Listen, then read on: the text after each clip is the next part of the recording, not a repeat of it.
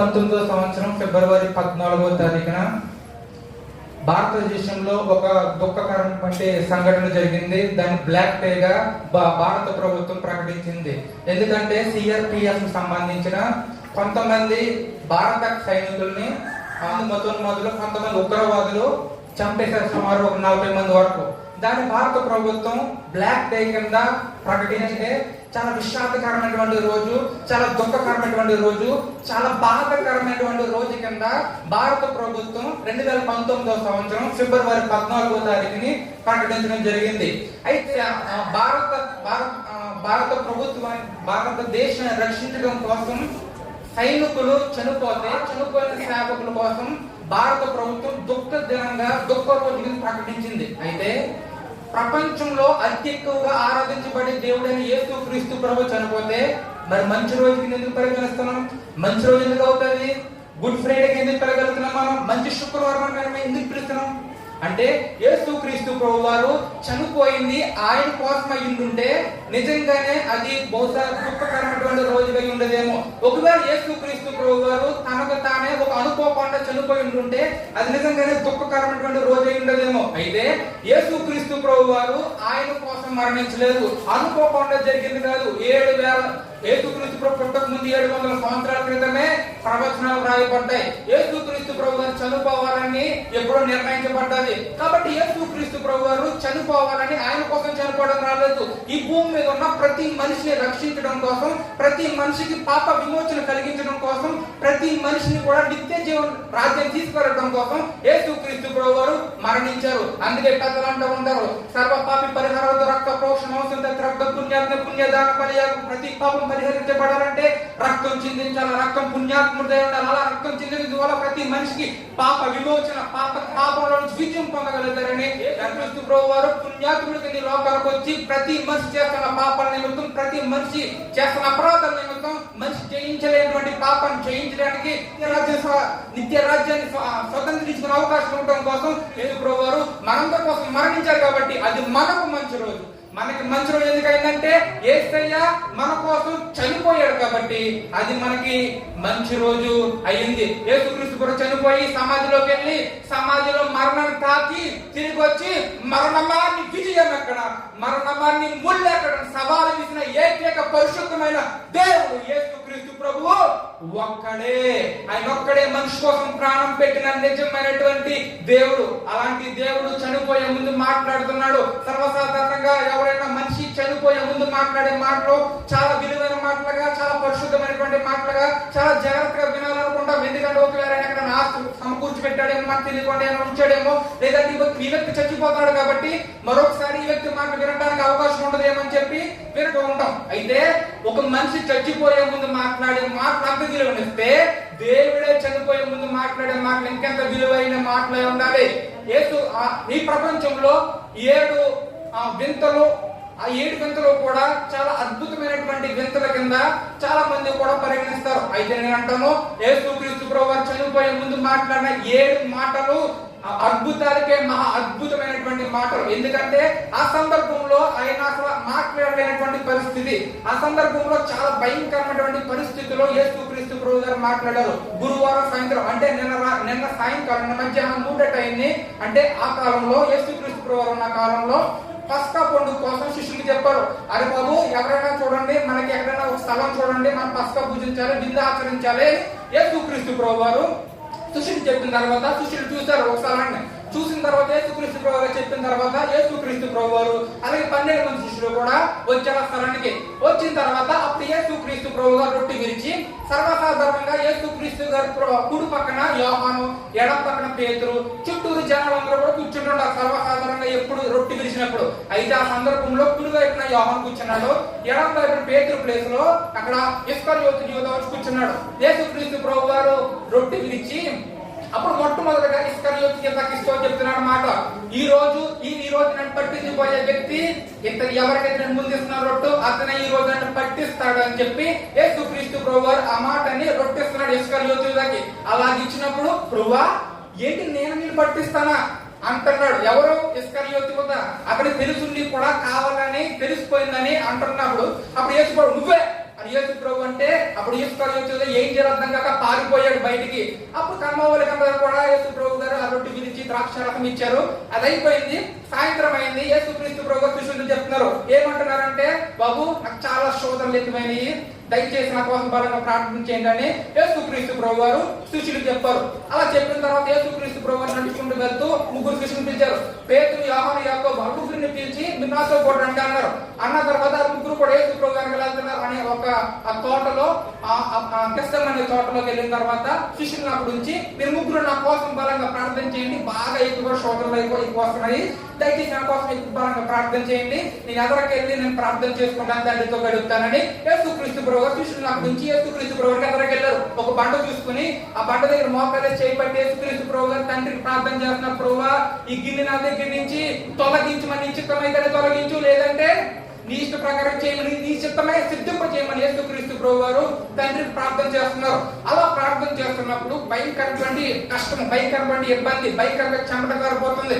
అలాంటి సందర్భంలో ఇలా కనుక్కునేటప్పటికి చిన్నగా చెమట రావడం మొదలు పెట్టింది. అదేంటంటే చెమట రావడం అంటే లోపల ఉండవలసిన ఒత్తిడి కంటే అతి ఎక్కువ ఒత్తిడి అవడం వలన, లోపల ఉండవలసిన ఉష్ణోగ్రత కంటే అతి ఎక్కువ ఉష్ణోగ్రత అవడం వలన బ్లడ్ ఫ్లో అనేది లోపల ఉండవలసిన కాస్త చెమట రంధ్రాల నుంచి కొద్దిగా ఒక్కొక్క చుక్క బయటికి రావడం మొదలు పెట్టింది.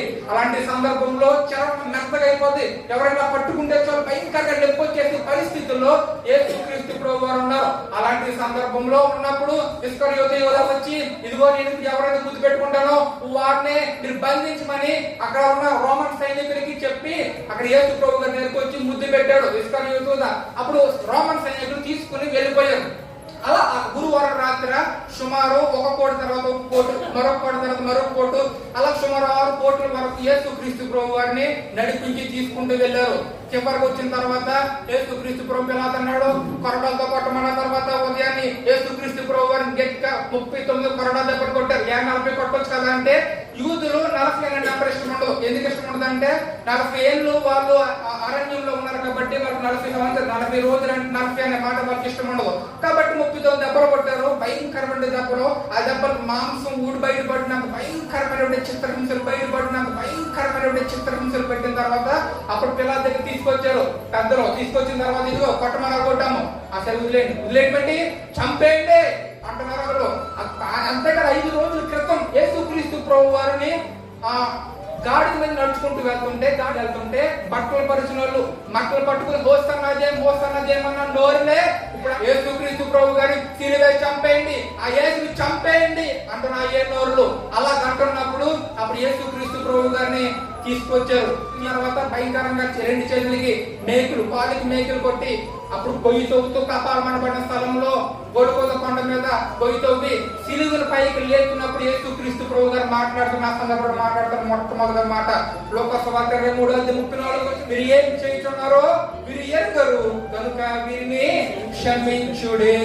3 విషయాలు నేను ప్రార్థన పూర్వకంగా సిద్ధపడుతున్నాను. పరిశుద్ధాత్మ 3 విషయాలలో ఉంచాడు. ఈ 3 విషయాలు ముందు పెట్టి నా మాటను ముగించడానికి ఇష్టపడుతున్నాను. తండ్రి వీరేం చేయుచున్నారో వీరు ఎరుగరు కనుక వీరు క్షమించండి. యేసుక్రీస్తు ప్రభు గారు మాట్లాడిన 7 మాటల్లో మొదటి 3 మాటలు అక్కడున్న ప్రజల కోసం మాట్లాడారు. కర్మ 4 మాటలు ఆయన కోసం మాట్లాడిన మాటలు. అయితే మొట్టమొదటి మాట తండ్రి వీరేం చేయుచున్నారు వీరు ఎరుగరు కాబట్టి వీరు క్షమించండి. తండ్రి వీరు ఏం చేయుచున్నారో వీరు ఎరుగరు. Father they don't please forgive them. కాబట్టి వారు ఏం చేస్తున్నారో ఎవరు చెప్పండి. నిజంగా వాళ్ళు ఏం చేస్తున్నారు వాళ్ళు తెలియదు అంటారా? వాళ్ళు కొడుతున్నారని తెలియదా? వాళ్ళు తిరుగుతున్నారని తెలియదా? వాళ్ళు ఉమ్ము వేస్తారని తెలియదా? వాళ్ళు భయంకరంగా చిత్రహింసలు పెడుతున్నారని తెలియదా? వాళ్ళకి అన్ని తెలుసు. అయితే వాళ్ళు ఏమనుకున్నారంటే యేసుక్రీస్తు ప్రభుని ఒక దేవుడి కింద భావించలేదు, ఒక మనిషిలాగానే వాళ్ళు చూస్తారు. ఒక మనిషి అని అనుకున్నారు కానీ వాళ్ళు దేవుడి కింద యేసు ప్రభుని పరిగణించలేదు. ఎందుకు అంటే వాళ్ళ మనోనేత్రాలు ముయ్యబడ్డ యెహోవా దేవత వాళ్ళ మనోనేత్రాన్ని గుడ్డితనం కలిగి చేసింది కాబట్టి వాళ్ళకి ఎవరు కొడుతున్నారో తెలియని పరిస్థితుల్లో యేసుక్రీస్తు ప్రభు గారిని చిత్రహింసలు పెట్టారు. ఇక్కడ ఇప్పుడున్న కాలంలో కూడా యేసుక్రీస్తు ప్రభు గారి గురించి ఈ యొక్క ఊర్లో సువార్త ప్రకటించినా కానీ ఎందుకు ఎక్కువ మంది నమ్ముకోవట్లేదంటే ఇహలోక దేవత వాళ్ళు కూడా గుడ్డితనం కలిగి చేసింది. ఇక్కడ కూర్చుని ఇక్కడ మాటలు విన్న మనలో కూడా చాలా మంది యేసుక్రీస్తు ప్రభు గారి దగ్గరకు వచ్చి యేసుక్రీస్తు ప్రభు నిజమైన దేవుడు అని తెలుసుకొని కూడా యేసు క్రీస్తు ప్రభు యొక్క రుచిని, ఆత్మీయమైనటువంటి కనెక్షన్ ని, ఆత్మీయమైనటువంటి అనుబంధాన్ని మనం పొందుకోవాలనేటువంటి పరిస్థితుల్లో ఎంతమంది లేరంటారు? నామకారమైనటువంటి భక్తి, బైబిల్ చదువుతారు, లోకానుసారంగా అర్థమైనటువంటి పనులు, లోకానుసారంగా ఇష్టానుసారమైన పనులు, దేవుని నామానికి అవమానం తెస్తూ అక్కడ రోమన్ సైనికులు ఏ విధంగా యేసు ప్రభు చిత్రహింసలు పెట్టి ఏ విధంగా కొట్టి గాయాలు రేపారో, ఈ రోజు మనం కూడా ఆత్మీయంగా యేసుక్రీస్తు ప్రభు గారిని మన గాయాలు పెడుతూ, యేసుక్రీస్తు ప్రభు గారిని మన ఇబ్బంది, యేసుక్రీస్తు ప్రభు గారిని అనరాని మాటలు మనం మాట్లాడలేకపోయినప్పటికీ కూడా మనం యేసుక్రీస్తు ప్రభు వారిని హృదయాన్ని మనం గాయపరిచే పరిస్థితుల్లో వేళ ఉన్నామే మనం పరీక్షించుకోవాలి. ఒకవేళ అలా ఉన్నట్లయితే యేసుక్రీస్తు ప్రభుతో ఆత్మీయమైనటువంటి కనెక్షన్ మనకు కలిగి ఉండాలి. ఆత్మీయమైన అనుబంధం మనం యేసుక్రీస్తు ప్రభు వారితో కలిగి ఉన్నట్లయితే దేవుడు మనల్ని అత్యధికమైనటువంటి స్థానంలో నిలబెడతాడు. రెండవదిగా నేను చూసింది ఏంటంటే, తర్వాత తండ్రి మీరు ఏం చెప్తున్నారు, మీరు ఎదుగారు గనుక వీరిని క్షమించుడి, ఫర్గివ్ దెం, క్షమించుడి, క్షమాపణ. యేసుక్రీస్తు ప్రభు గారు కొండపై చేసిన ప్రసంగంలో శత్రువులను క్షమించమని యేసు ప్రభు గారు చెప్పారు. ఏదైతే బోధ చేశాడో, ఏదైతే మాట్లాడాడో, ఏదైతే చెప్పాడో, ఇప్పుడు ఆ సందర్భం వచ్చినప్పుడు కూడా యేసయ్య శత్రువులందరినీ కూడా క్షమించడానికి ఇష్టపడ్డాడు. మనలో కూడా చాలా మంది చాలా సార్లు చాలా మంది శత్రువులుగా పెట్టుకుని నీతో జన్మలో ఏం చెప్పి నీతో మాట్లాడను, నువ్వు చేసిన భయంకరమైన పనుల వల్ల నేను నిన్ను ఎప్పుడు క్షమించనని ఒకవేళ మనము కంకణం కట్టుకుని వాళ్ళతో మాట్లాడకూడదు, వాళ్ళెప్పటికీ మనం వాళ్ళతో చూడకూడదు, చచ్చినా సరే వాళ్ళతో మాట్లాడకూడదని ఒక నిబంధన పెట్టుకున్నట్లయితే యేసుక్రీస్తు ప్రభు గారి శిలువలో పలికిన మొట్టమొదటి మాట ద్వారా మనం నేర్పించే పాఠం ఏంటంటే, నువ్వు క్షమించగలుగుతావు. ఈరోజు క్షమించే పరిస్థితుల్లో మనం వస్తాం. ఈ రోజు క్షమించగలిగినట్లయితే యేసే మనల్ని బహుగా దీవించడానికి ఇష్టపడుతున్నాడు. చేసిన మొట్టమొదటి మాటలో మొట్టమొదటిగా ఆయనతో మన కనెక్షన్ కలదే. రెండోదిగా మనం ఏం చేయాలి, మనము శత్రువుల్ని క్షమించాలి. అది ఎవరైనా సరే, అది ఎంత భయంకరమైన తప్పు చేసినప్పుడు కూడా దేవుడు అంతటోడే క్షమించాడంటే మనుషులుగా మనల్ని క్షమించడానికి మనం కూడా ఖచ్చితంగా క్షమించే వారంగా ఉండాలి. ఒకవేళ ఈ గుడ్ ఫ్రైడే రోజు 2024 గుడ్ ఫ్రైడే రోజుని ఒకవేళ వరకు ఎవరికైనా సరే క్షమాపణ కలిగి లేకుండా ఎవరికైనా అసంబంధంగా ఎవరితో మాట్లాడినటువంటి పరిస్థితుల్లో ఉంటే ఈ రోజు క్షమించగలిగే పరిస్థితుల్లోకి వస్తే దేవుడు నేను గొప్పగా దీవించడానికి, గొప్పగా నిలబెడతానికి దేవుడు ఇష్టపడుతున్నాడు. ఇక మూడవదిగా యేసుక్రీస్తు ప్రభు గారు మొట్టమొదటిగా మాట్లాడిన మాట అదొక ప్రార్థన. అది తండ్రికి చేస్తున్న ప్రార్థన. భయంకరమైన శోధనలు వచ్చినప్పుడు, భయంకరమైన కష్టాలు వచ్చినప్పుడు, భయంకరమైనటువంటి ఇబ్బందులు వచ్చినప్పుడు, ప్రతికూల పరిస్థితుల్లో కాసేపు చచ్చిపోవాలన్న పరిస్థితుల్లో కూడా యేసుక్రీస్తు ప్రభు గారు చేసేది ఏంటో తెలుసా? ప్రార్థన చేస్తున్నాం. మన జీవితంలో కూడా భయంకరమైన శోధనలు, భయంకరమైన కష్టాలు, భయంకరమైన ఇబ్బందులు, ఏం చేయాలో తెలియని పరిస్థితుల్లో, వెట్టి వెళ్ళాలో తెలియని పరిస్థితుల్లో, ముందుకు వెనక్కేయాలా, కాలు వెనక్కేయాలా, ఏం చేయాలో తెలియని పరిస్థితుల్లో ఒకవేళ మనం ప్రార్థన చేసినట్లయితే దేవుడు ఆ పరిస్థితుల్లో నుంచి ద్వారాలు తినడానికి సంసిద్ధంగా ఉన్నాడు. ఎప్పుడైతే మన దేవుడితో కనెక్షన్ కలిగి ఉంటామో, ఎప్పుడైతే దేవుడితో మన రిలేషన్ కలిగి ఉంటామో, ఎప్పుడైతే దేవుడితో మనం ఆత్మీయంగా కనెక్ట్ అయి ఉంటామో, అప్పుడు దాని తర్వాత ఎప్పుడైతే మనం ఇతరులను క్షమిస్తామో, యేసుక్రీస్తు ప్రభువు ఏ విధంగా శత్రువులు క్షమించగలిగాడో, ఏ విధంగా భయంకరమైన శోధనకు గురైనప్పుడు ఏ విధంగా క్షమించాడో ఆ విధంగా మనం క్షమించగలిగినట్లయితే, ఎప్పుడైతే యేసుక్రీస్తు ప్రభు గారు ప్రార్థన భయంకరమైన శోధనలో ఏ విధంగా ప్రార్థన చేశారో తండ్రికి, మనం కూడా ఆ విధమైనటువంటి ప్రార్థన జీవితం కలిగి ఉండి ఆ విధంగా దేవునిలో నమ్మకంగా, యథార్థంగా, విశ్వాసంగా, పరిశుద్ధంగా మనం బ్రతికినట్లయితే దేవుడు మనల్ని అత్యున్నటువంటి స్థానంలో తీసుకువెళ్తాడు. మన జీవితాలకి మనం కలిగి ఉన్నటువంటి భక్తికి దానికి ఒక నురువెచ్చే రుజువుగా ఉంటది. పరలోక రాజ్యం దేవుడు మనకి అనుగ్రహించగలుగుతాడు. ఆ విధంగా యేసుక్రీస్తు ప్రభు గారు మాట్లాడిన మొట్టమొదటి మాట ద్వారా మనం నేర్చుకోవాల్సిన ప్రాముఖ్యమైనటువంటి 3 విషయాలు చెప్పడం. ఒకటి ఏంటంటే, దేవుడితో మనము కనెక్షన్ కలిగి ఉండాలి, దేవుడితో మన రిలేషన్షిప్ మెయింటైన్ చేయాలి, దేవుడితో మనం అనుకుని ఉండాలి. రెండవదిగా మనము శత్రువుని సహితం క్షమించాలి. ఒకరోజు ఒక ప్రాంతంలో ఒక కుటుంబం ఉంది, 4 ఉన్నారు పెట్టిలో, తండ్రి, తల్లి, కొడుకు, కూతురు. అయితే ఏమైందంటే, తండ్రి అంటే తల్లి మాట్లాడుకోవాలి, తల్లి అంటే కొడుకు మాట్లాడుకోరు, కొడుకు అంటే నలుగురు కూడా ఎవరిగారు మాట్లాడుకోరు. ఏమన్నదంటే, తండ్రి ఉండడానికి గొడవ చూసి నాకు అన్నబెట్టు అంటే ఆ మాట విన్న తర్వాత ఎవరో వస్తారో అన్నం పట్టుకొని పెడతాం. పట్టుకొని తర్వాత తండ్రి తినేస్తాడు, అయిపోద్ది. అప్పుడు భార్యకి ఏదైనా కావాలంటే డబ్బులు డబ్బులు కావాలి రవ్వలో అంటే భర్త పట్టుకు పెడతాడు డబ్బులు. అప్పుడు వెళ్ళిపోయిన తర్వాత భర్త మీరు తీసుకుంటారు. అలాంటి పరిస్థితుల్లో ఆ కుటుంబం అంతా ఉంది. ఒకరోజు క్రిస్మస్ వచ్చింది, ఆ విధంగా దౌర్భాగ్యం కాకపోతే ఆ క్రిస్టియన్స్ వాళ్ళు. అయితే అలా ఉన్న పరిస్థితుల్లో ఒక రోజు క్రిస్మస్ వచ్చింది. క్రిస్మస్ వస్తే తండ్రి ఇచ్చి పుట్టించుకున్నాడు, బాగా లూజ్ అయిపోయింది. బాగా లూజ్ అయిపోతే అప్పుడు అక్కడ తండ్రి బిజీగా ఉండడం వల్ల గొడవ చెప్పేసి ఆ ఫ్యాన్ తో లూజ్ అయిపోయింది, ఒక అంగులు తగ్గించండి అని ఫ్యాన్ అక్కడ పెట్టేసి వెళ్ళిపోయాడు. భార్య గబగబ తీసుకుని ఆ ఫ్యాన్ టైలర్ దగ్గర పట్టుకెళ్ళి కొంతవరకు తీయించి కుట్లేయించి పట్టుకొచ్చి బీరోలో పెట్టింది. అందులో పిల్లడు కూడా క్రికెట్ ఆడుకుంటూ గుర్తుకొచ్చింది. మా నాన్న చెప్పాడు కదా మళ్ళీ తిట్టేస్తారు బాబు అని చెప్పి అలా ఆ కొడుకు కూడా వెళ్ళి బీరోలో తీసి ఇంకో కొంచెం కట్ చేయించుకుని పట్టుకొచ్చి మళ్ళీ బీరోలో పెట్టాడు. దాని తర్వాత కూతురు బ్యూటీ పార్లర్కి వెళ్ళింది. బ్యూటీ పార్లర్కి వెళ్ళిన తర్వాత గుర్తుకొచ్చింది కూతురు కూడా అయ్యో మా డాడీ ఊరుకోరు బాబు అని చెప్పి ఆమె కూడా వెళ్ళి అదే విధంగా చేసి పట్టుకొచ్చి చక్కగా పట్టుకొని బీరోలో పెట్టింది ఫ్రీ చేయించి. దాని తర్వాత ఆ క్రిస్మస్ వచ్చింది. భర్త చూసుకున్నాడు, భర్త అది ఓపెన్ చేశాడు, బీరు వేసుకునేటప్పటికే ఫ్యాన్ కాస్త షార్ట్ అయిపోయింది. అలాంటి భయంకరమైన పరిస్థితుల్లో ఎందుకు వెళ్ళిపోతారంటే ప్రజలు క్షమించే గుణం లేదు, క్షమించే మనసు లేని పరిస్థితుల్లో మనిషి బ్రతుకుతున్నాడు కాబట్టి, క్షమాపణ లేని పరిస్థితుల్లో ఉండగాడు కాబట్టి ఎన్నో భయంకరమైన కార్యాలు, ఎన్నో భయంకరమైన ఇబ్బంది కుటుంబంలో ఉన్న నలుగురు సఖ్యత లేదు, సమాధానం లేదు. ఎందుకు తెలుసా? వాళ్ళు క్షమించే గుణము లేదు కాబట్టి. ఈ రోజు మనం కూడా ఒకవేళ క్షమించే మనసు ఉంటే, ఒకవేళ శాంతి సమాధానం మన జీవితంలో లేకపోతే, దేవుని కలిగి ఉన్నట్లయితే దేవుడికి ఇస్తున్న మొట్టమొదటి మాట మన జీవితంలో పెట్టుకుని క్షమించే గుణము, దేవునితో రిలేషన్షిప్ మెయింటైన్ చేసే గుణం, కష్టాలు వచ్చిన వల్ల ఇబ్బంది ఎలాంటి ప్రతికూల పరిస్థితులు వచ్చినా క్షమించే గుణం మన కలిగి ఉన్నట్లయితే దేవుడు గొప్పగా మన దీవించి ఆశీర్వదించి కాపాడు. దేవుడు మన జీవితంలో నెరవేర్చును కాక.